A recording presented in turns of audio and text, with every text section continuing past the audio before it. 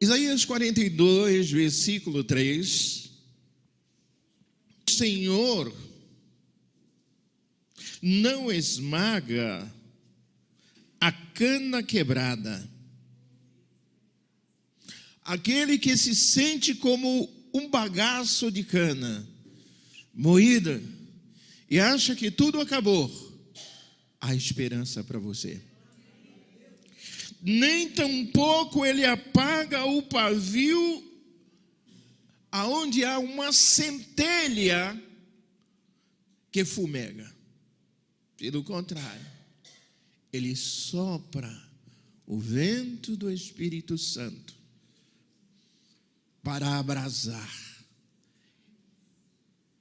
e trazer à existência novas chamas.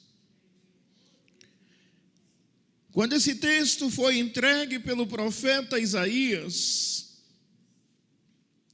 ele apontava para a chegada de Jesus, que é a nossa esperança. E então Jesus, estando na sinagoga, nos seus dias, em Mateus capítulo 12, versículo 18 a 21, ali ele, como era de costume, ele recebe na sinagoga o rolo da profecia, e o que ele entregaram e onde ele abriu, era exatamente aí onde diz: eis aqui o meu servo que escolhi, o meu amado em quem minha alma se compraz. Porém sobre ele o meu espírito, e anunciará aos gentios o juízo. Não contenderá, nem clamará, nem alguém ouvirá pelas ruas a sua voz. Versículo 20. Não esmagará a cana quebrada, e não apagará o pavio que fumega, até que faça triunfar o juízo. O juízo aqui é a obra de Jesus. É a obra de Jesus redentora na cruz. Mas, meus amados, eu quero começar com esse tema: ainda há esperança. Ainda há esperança. E muitas vertentes para essa frase existem.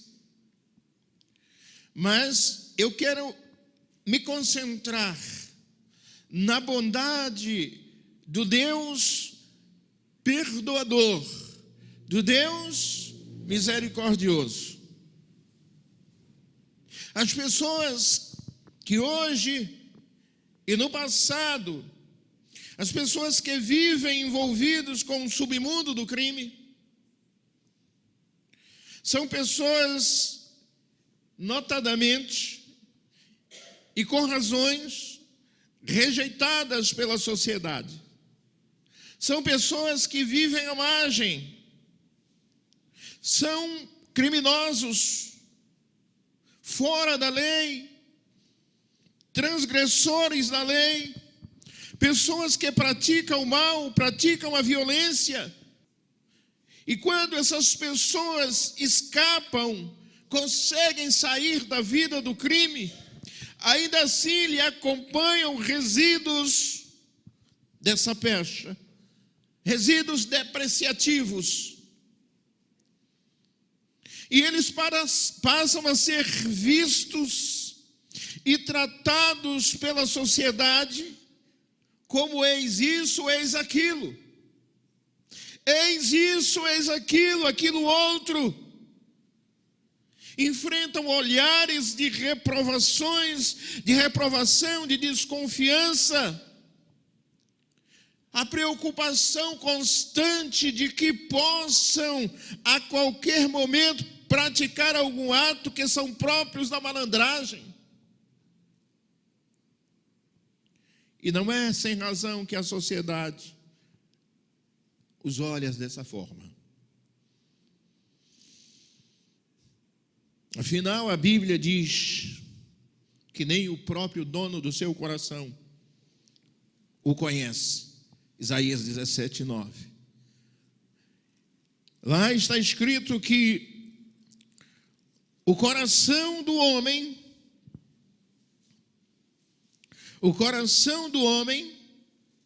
está doente, enfermo, que o coração humano é enganoso, engana até o seu próprio dono, que é extremamente perverso, mau, desesperadamente corrupto, e que ninguém consegue entendê-lo, por isso ele carece de cura. E só Jesus tem a cura. Por isso, meus irmãos, a Bíblia afirma que maldito o homem que confia no homem. Os textos que lemos na abertura de Isaías 42, 3, de Mateus 12, versículo 18 a 13, que falam exatamente do caráter amoroso de Deus, do caráter santo de Deus, do caráter bondoso de Deus, da sua graciosa misericórdia, que mostram precisamente qual a vontade de Deus para com os perdidos, para com os pecadores, para com os fracos, com os oprimidos, com os aflitos, com os que sofrem, mas com esperança. Mas que com esperança buscam no Senhor a salvação. E a vontade de Deus é que nenhum se perca. Isso está lá em 1 Timóteo 2, versículo 3, 4 e 5. Ou seja, a vontade de Deus é salvar a humanidade. E Deus, por isso, quer que todos tenham o conhecimento perfeito de Deus, o conhecimento de Jesus Cristo, o conhecimento da verdade, para que sejam salvos, para que possam arrepender-se e voltar-se para Jesus e encontrar a salvação. Para que entendam que a segurança está em viver sob o controle do domínio do governo de Deus sobre nós. Porque quando nós declaramos que o reino de Deus está presente, ele não está em toda a sua plenitude. Haverá um dia que seremos arrebatados e adentraremos definitivamente ao reino de Deus. Mas o reino de Deus está presente na vida daquele que se sujeita ao seu governo, que se sujeita à sua palavra, que se submete, que obedece, que tem prazer em viver para agradar o Senhor. Sobre este está o governo de Deus. Então a vontade de Deus é restaurar o homem. A vontade de Deus é libertar o homem. A vontade de Deus é perdoá-lo e salvá-lo. E o versículo 3 de 1 Timóteo, no capítulo 2, diz que isso é bom e é agradável diante de Deus e do Senhor Jesus Cristo, o nosso Salvador. Então, como nós estamos vendo, Deus quer restaurar. Deus quer restaurar em primeiro lugar a nossa vida. Quantas vezes você tem se sentido infeliz e não sabe por quê? Você olha e diz: ninguém me machucou, eu não sofri nenhum prejuízo, ninguém me fez nenhuma ameaça, mas meu coração está em angústia, eu estou triste, é uma coisa que eu não sei no meu coração. Pois é Deus falando com você. É Deus dizendo que por mais rico que você seja, por mais que você tenha na vida, lhe falta ainda uma coisa: Jesus Cristo. Então, meus amados, este Deus maravilhoso que quer restaurar a nossa vida, também quer restaurar a nossa comunhão com Ele. o nosso relacionamento com Ele. Não foi por acaso que Ele morreu numa cruz. Deus está querendo, meus amados. Então, meus amados, Deus está querendo reparar aquilo que foi danificado pelo pecado, a começar pela separação, pelo distanciamento que há entre Deus e o homem. Deus está querendo consertar o que foi danificado, porque restaurar é isso. Deus está querendo refazer e renovar o vaso que foi estragado. E o vaso é você. Ele quer colocar o seu plano lá da eternidade, quando a Trindade juntas planejaram criar esta obra-prima de Deus, que é o ser humano, e que foi totalmente bagunçado com o pecado. Deus quer colocar ordem e restabelecer a situação do ser humano, trazer de volta a sua condição e estado anterior. Porque está escrito em Romanos 3:23, que todos pecaram e foram destituídos da glória de Deus. A expressão destituída aqui significa que caiu de uma posição auspiciosa, uma posição na glória, na presença gloriosa de Deus, e caiu para uma posição inferior. E Deus quer chamar o homem de volta à sua presença, à comunhão. E é por isso que Jesus, em Mateus 11, 28, 29 e 30, ele faz um convite, ele faz uma chamada, porque nosso Deus não impõe nada sobre ninguém, mas o homem é livre para escolher. Entretanto, não ficará sem ouvir o chamado de Deus.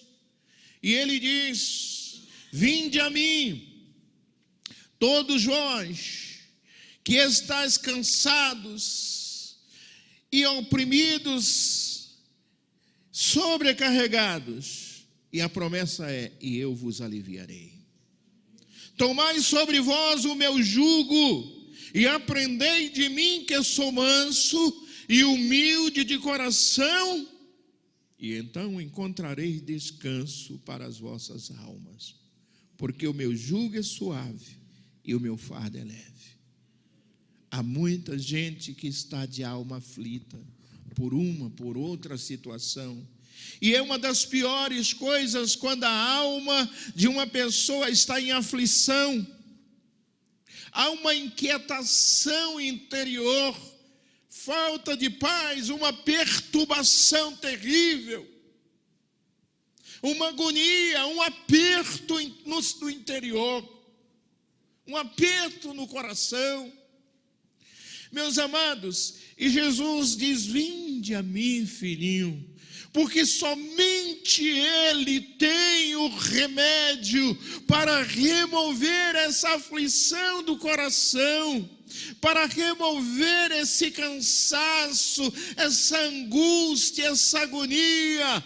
Ele, o pastor do Salmo 23, que diz que nos levará às águas que refrigeram a alma, as águas de descanso, as águas cristalinas, as águas que produz paz.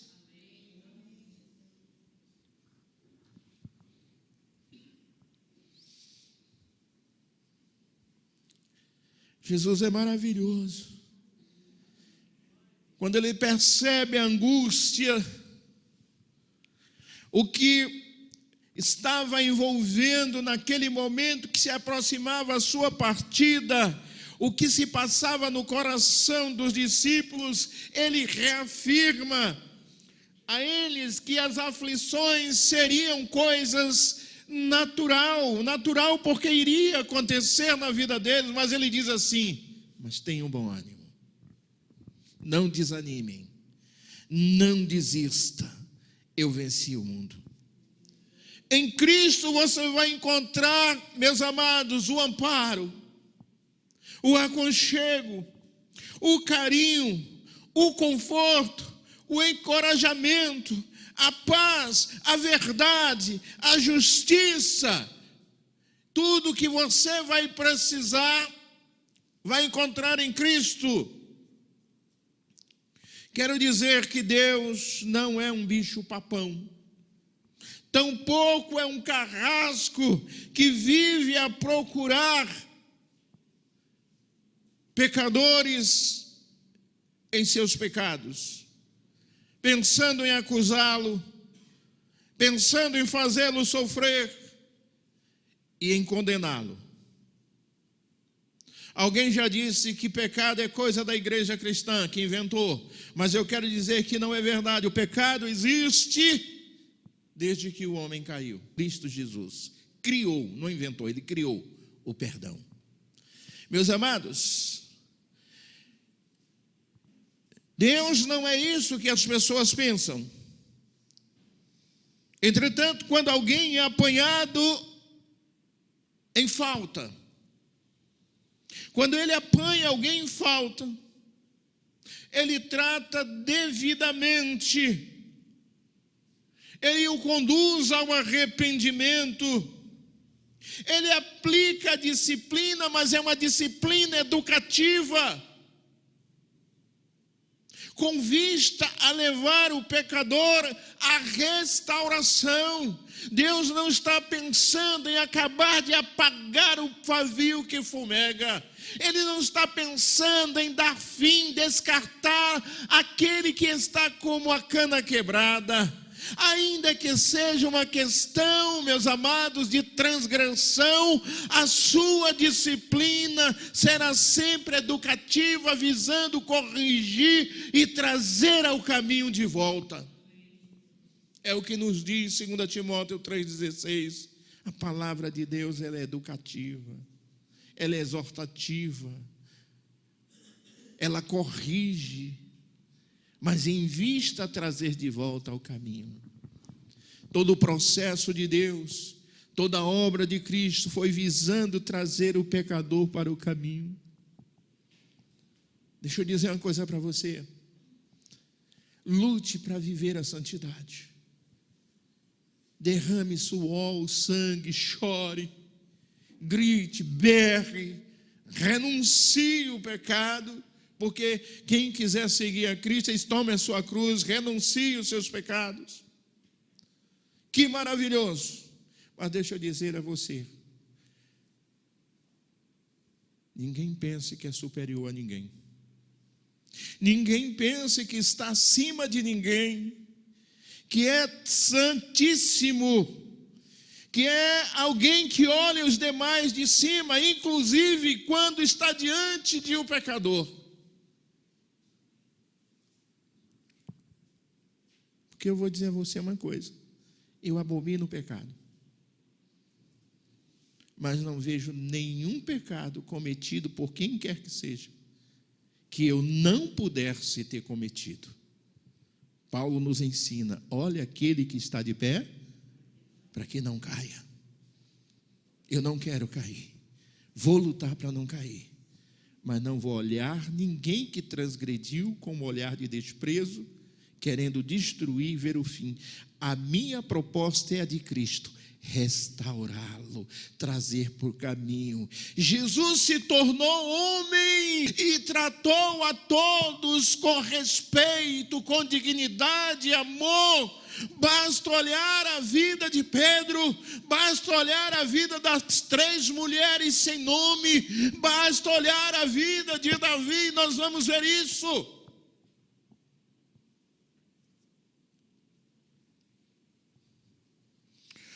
"50 dias depois, meus amados, estava Pedro à beira do mar da Galileia."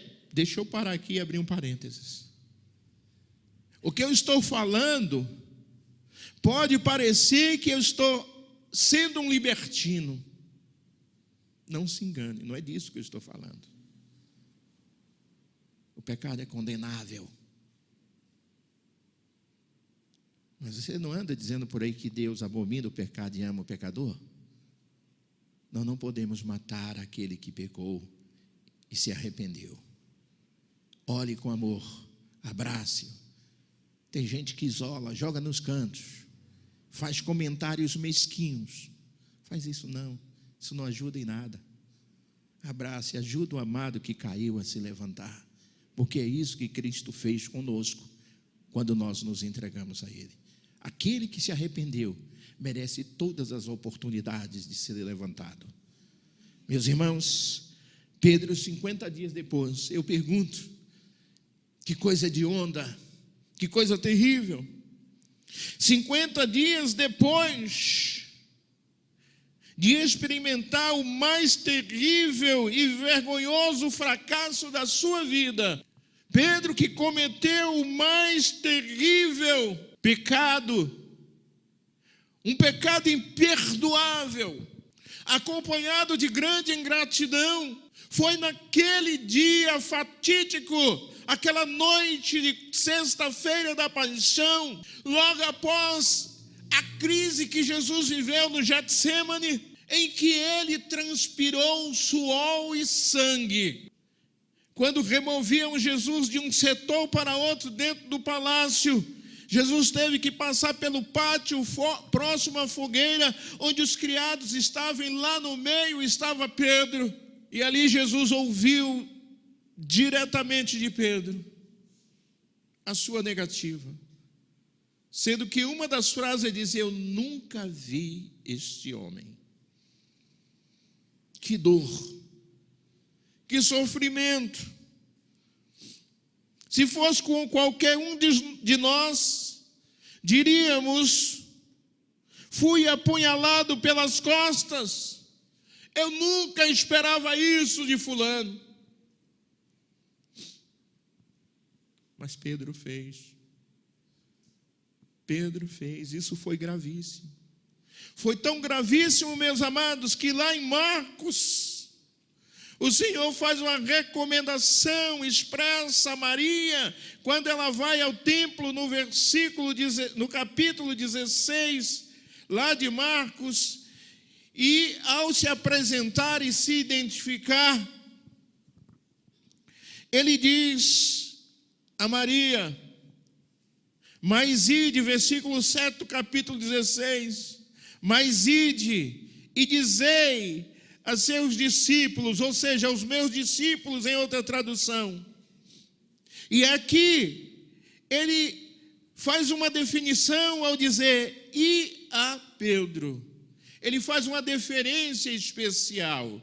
Diz aos meus discípulos e a Pedro. Por quê? Jesus sabia que naquela condição, naquele momento, Pedro não tinha nenhuma esperança mais de voltar a ser discípulo dele. Pedro jamais imaginava que Cristo pudesse aceitá-lo de volta.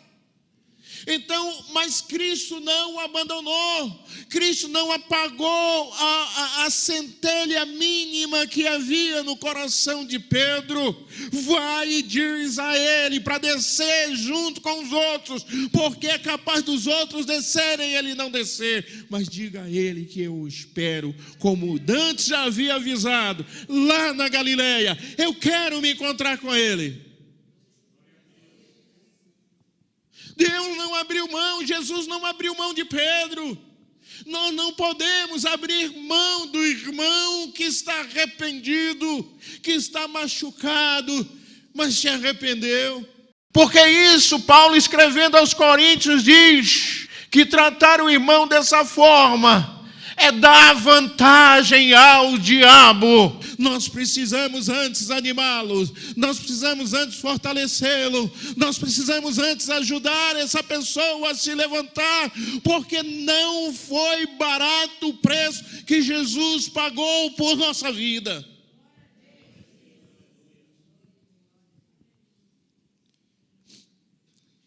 João 21, nós não vamos ler porque o texto é grande, vamos deixar para falar numa outra mensagem nesse texto.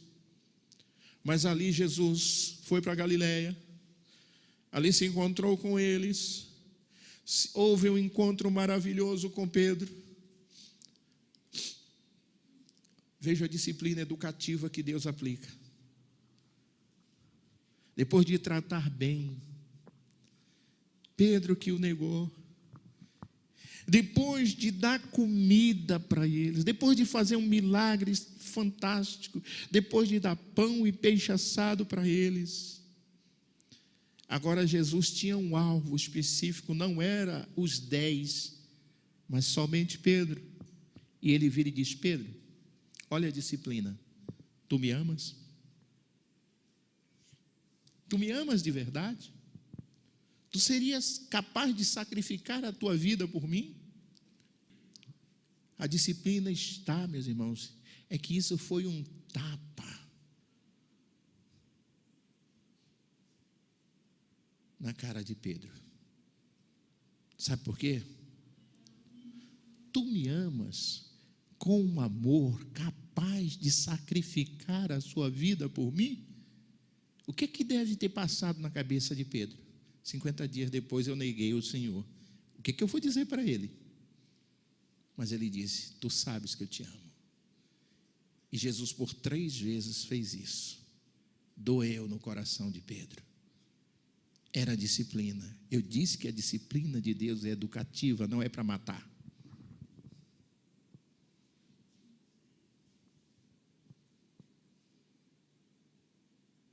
E estas palavras restauraram Pedro. Restauraram a sua fé, a sua confiança, a sua moral, restaurou a sua autoestima, restaurou a sua fé, a sua comunhão com Cristo. Sabe por quê? Porque em seguida Cristo já disse: você agora vai ser pescador de homens. 21:17. O Senhor disse: agora você vai ser pastor. Você ainda não está pronto, mas quando você se converter de verdade, pastoreia aqueles que me seguem. Pastoreia as minhas ovelhas. É assim que Jesus faz. Aquele que não merecia nenhuma confiança, Jesus trata e depois lhe entrega algo de grande confiança.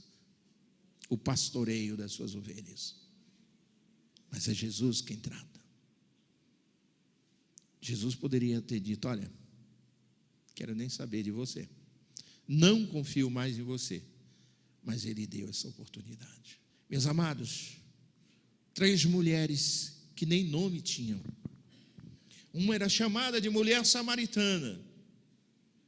A situação era tão grave que ela só ia buscar água ao meio-dia para não cruzar com nenhuma mulher casada ou nenhuma moça da cidade.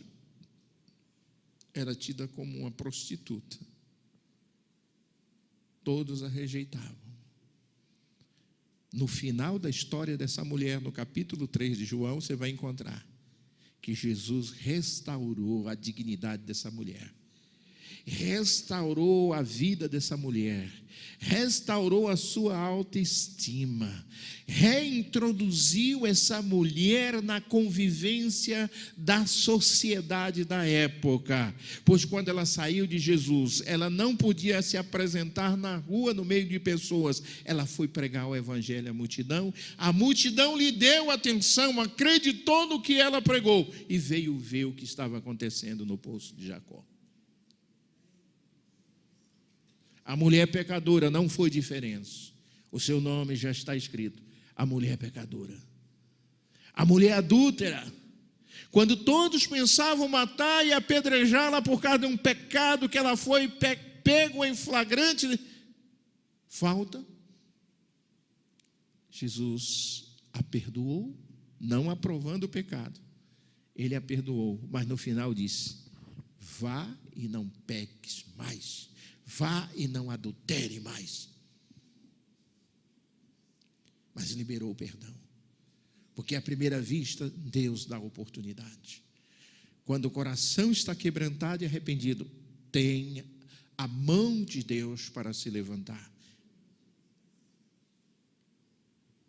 Meus amados, todas essas mulheres cometeram graves pecados. Mas nenhuma ficou para sempre desmoralizada. Às vezes as pessoas erram, às vezes são disciplinadas, 10 anos depois, tem gente ainda jogando na cara. Não faça isso, meu amado. Você que está de pé, tome cuidado. Você é um ser humano de natureza frágil, sujeito às mesmas paixões, às mesmas tentações. Não faça isso. Vamos viver um novo tempo, um tempo de equilíbrio, nem exagero para o radicalismo, para a destruição de vidas que podem ser restauradas, nem para a libertinagem. Vamos chamar para o centro e dizer: meu amado, minha amada, você venha para aqui para o centro, porque o centro é Jesus.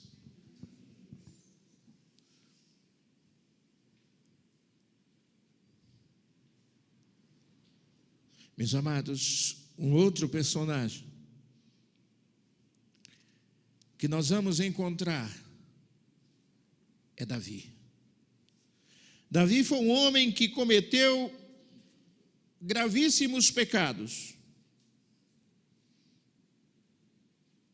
Pecados de propagação pública.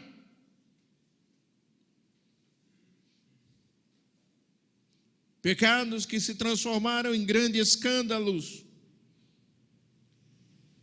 Mau testemunho, meus amados, o mau testemunho, o escândalo, tanto é que lá em Coríntios está escrito: ai daquele por quem vem o escândalo. Por quem vem o escândalo.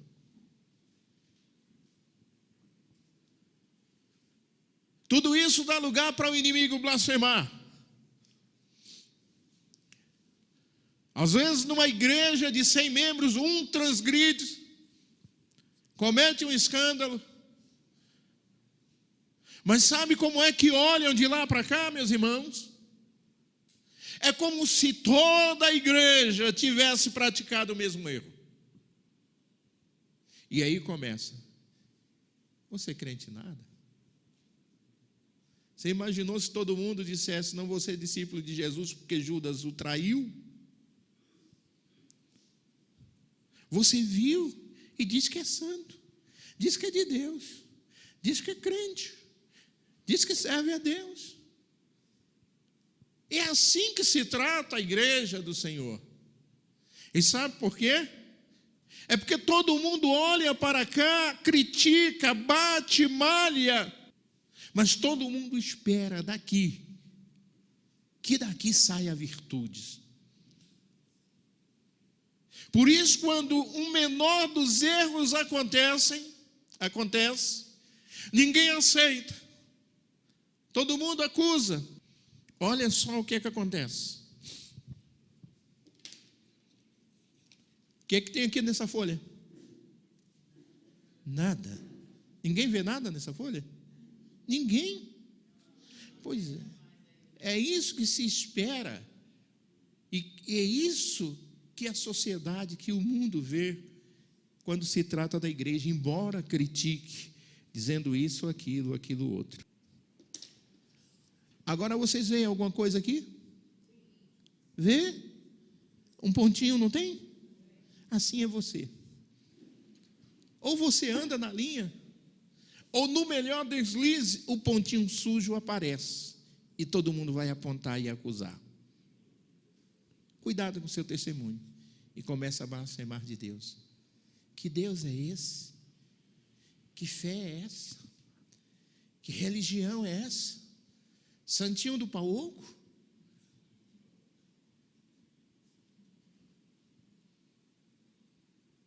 O Senhor diz que isso é dar lugar para o indivíduo blasfemar dele. É isso, meus amados, que tem acontecido nesses dias. Nós temos uma grande responsabilidade. Dar bom testemunho. Bom testemunho, custe o que custar. Por isso, nós não devemos pecar. Mas se pecar, a Bíblia nos diz em João 2:1, que há um advogado junto ao Pai. 1 João 2:1, para nos defender. 1 João 1:7 e 9. nos diz que o sangue de Jesus nos purifica de toda injustiça, nos purifica de todo o pecado, de toda transgressão. Meus queridos, prezar pelo testemunho, evitar a transgressão. Mas, entretanto, Davi pecou contra Deus, estou falando no caso de Betseba, pecou contra a sua esposa, pecou contra o seu mais leal e fiel soldado, Urias, foi cruel diante do assassinato, porque aquilo foi um assassinato, foi traiçoeiro. Ele pecou, cometeu outro pecado contra Joabe, o general, chefe do seu exército. Davi foi desmoralizado pelo seu próprio filho, que publicamente possuiu todas as suas concubinas, depois que fez ele fugir do palácio. Foi desmoralizado publicamente. É verdade que o pecado, Deus perdoa, mas às vezes fica sequelas. E ele sofreu muito, e por 10 anos, a sua vida não foi a mesma. A sua família não foi a mesma. Ele foi relapso como pai, foi um péssimo pai. Ninguém queira ser o pai que Davi foi. Irresponsável, muito responsável com o reino e irresponsável na criação dos filhos. E há pastores assim, cuidam em excesso da igreja e esquecem do seu principal rebanho, acompanhar os filhos. E por isso ele foi publicamente exposto. O profeta Natan chegou para ele e disse: olha, Davi, contou lá uma história que eu não vou entrar agora por causa do tempo, mostrando para ele que ele havia cometido um grave pecado ao adulterar com Betseba, a mulher do soldado fiel Urias, e ele se arrependeu. Se você abrir o Salmo 51, é o Salmo do arrependimento de Davi. Você perceberá que ele com choro, que ele com lágrimas, assumiu o seu erro, confessou o seu pecado, pediu perdão a Deus, pediu a Deus que o libertasse daquela iniquidade, pediu a Deus que o restaurasse. Versículo 10, cria em mim, ó Deus, um coração puro e renova em mim um espírito reto. Não me lances fora da tua presença, não retires de mim o teu Espírito Santo. Senhor, eu estou triste, estou quebrantado, estou arrebentado. Torna a dar-me a alegria da salvação e sustém-me com o espírito voluntário, pois o que eu fiz já não merece mais salvação. Mas ele busca em Deus. É o salmo do arrependimento de Davi em relação ao seu pecado para com Betseba.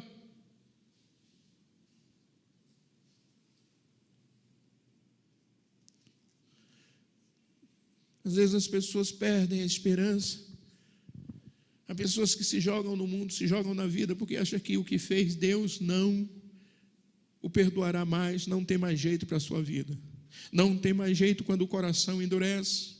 Mas quando há arrependimento, quando há confissão, quando há entrega, quando há busca, Deus estende a mão do perdão e o restaura.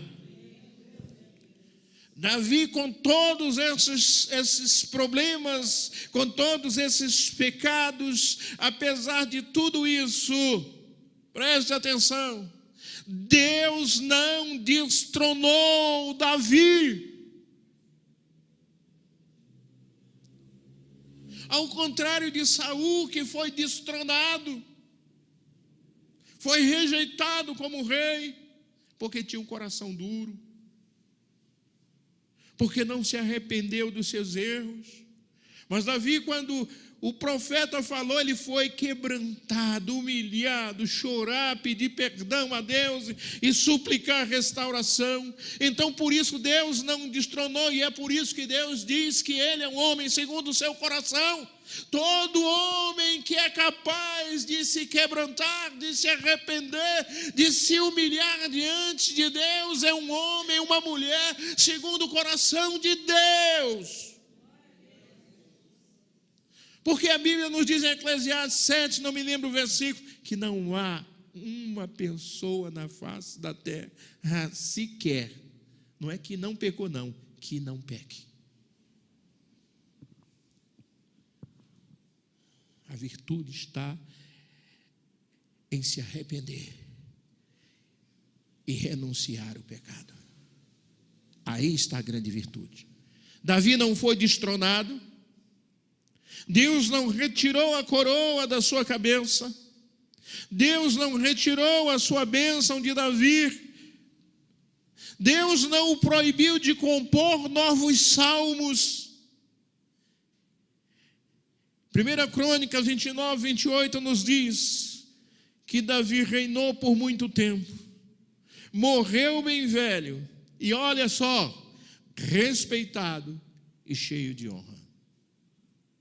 Este homem, que eu acho que merecia, se fosse julgado hoje, uns 100 anos de cana.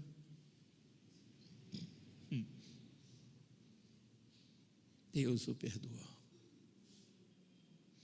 Ainda que o teu pecado seja tão explícito como o vermelho do sangue, o vermelho carmesim, Jesus diz: eu tenho poder para purificá-lo, limpá-lo e deixar mais branco do que a neve.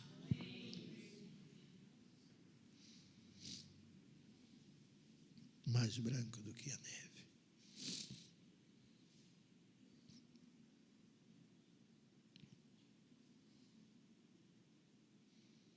Deus não esmaga o pecador que se arrepende. Deus não pisa. Às vezes tem gente que quando o irmão erra, pisa. Fica lembrando, fica comentando, fazendo comentários, fica humilhando, fica isolando. Se a gente aprender com Jesus, não faz isso. A gente chama para perto, abraça, beija, ama. O arrependido merece isso. Ele não apaga a centelha da sua esperança, como não apagou a de Pedro, nem a de Davi.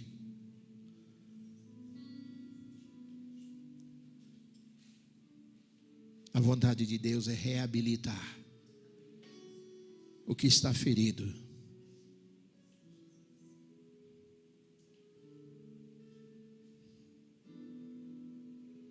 Jesus sempre tratou os pecadores que a eles vieram buscando socorro com muito amor, com muito carinho, com muito respeito. Ele jamais tratará alguém como algo imprestável, como inútil. Ele sequer jamais pensará em descartá-lo. Ele perdoa, acolhe, restaura, restitui-lhe a dignidade, faz-o sentir útil e o coloca em posição de servir na sua obra.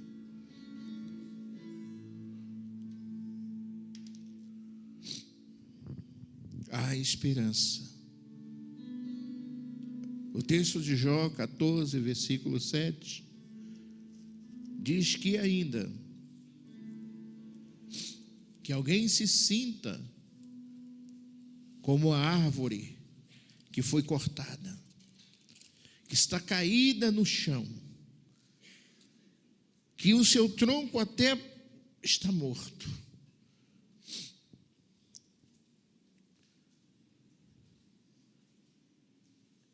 Diz que há esperança, ao cheiro das águas haverá brotos novos, se tornará uma planta nova. Então, meus amados, nós temos relatos sobre Pedro, as 3 mulheres sem nome, sobre Davi. Estes são exemplos do poder do amor de Deus, o amor de Cristo e a transformação, o poder transformador deste amor.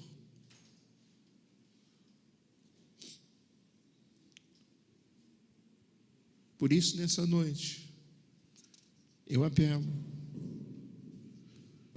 para que você dê o seu primeiro passo em direção a Cristo, com o coração arrependido, independente, porque, como eu disse, todos pecaram. O passo com o coração contrito, para entregar a sua vida a Jesus e receber o perdão da salvação.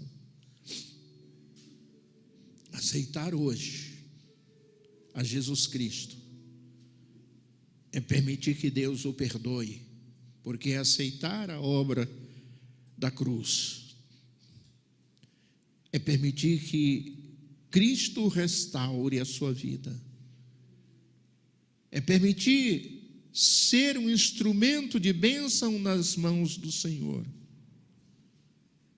é permitir que Ele lhe prepare para que você o sirva eficazmente. A proposta de Deus, lá em Miqueias, capítulo 7, versículo 18 e 19, é que Ele lançará os nossos pecados no mar, nas profundidades do mar do esquecimento. Ninguém é semelhante a Deus. Ele lançará todas as nossas iniquidades nas profundezas do mar. Há crente que ainda quer ir pescar, viver lembrando do passado. Se você aceitou Jesus de verdade, com arrependimento, o sangue de Jesus já te purificou. Por que ficar lembrando dessas coisas? Porque dá lugar para o inimigo ficar te machucando.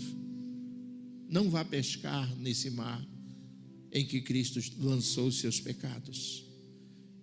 Viva conforme Paulo orienta em Romanos 8:1, onde diz: nenhuma condenação há para quem está em Cristo Jesus. Nenhuma condenação há. Com o seu sangue Jesus se resgatou. Com a sua vida Jesus pagou o preço justo e legal por tua vida. Com a sua morte, Jesus nos libertou da condenação, trouxe absolvição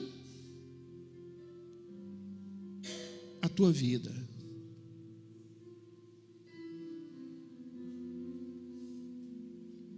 Imagine o condenado no corredor da morte. Mas de repente chega uma ordem judicial dizendo para ele, informando a ele, que não há mais condenação. Ele está livre daquela sentença. Não há mais morte. Esta é a palavra que Jesus nos dá através do seu sacrifício. É o que nós temos hoje representado nessa mesa.